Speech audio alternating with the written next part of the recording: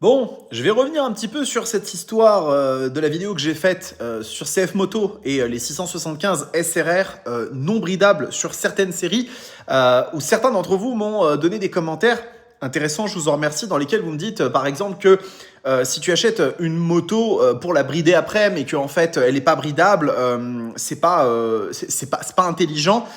Je pense que, en fait, vous vous rendez pas compte de ce que ça représente par rapport à ce que CF Moto a fait.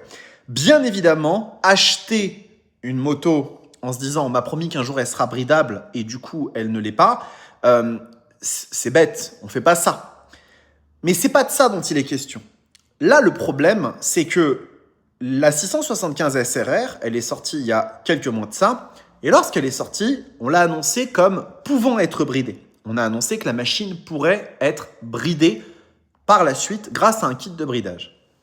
Et avec cette vidéo, avec les informations qu'on a apprises, on s'est rendu compte qu'en fait, les 675 SRR sortis dans le passé ne seront pas bridables et ce sera uniquement les modèles qui vont sortir à partir d'une certaine date. Ce qui veut déjà dire que tous les jeunes permis qui vont vouloir s'acheter une 675 SRR d'occasion sur le bon coin ou quoi que ce soit ne pourront pas brider la moto. Donc ça veut dire qu'il va falloir se tourner obligatoirement vers des modèles plus chers qui seront neufs, puisque de toute façon il faudra attendre que le marché se fasse. Et c'est surtout que pendant un temps, vous allez avoir une cohabitation entre des 675 SRR non bridables en concession et des nouveaux modèles qui vont arriver.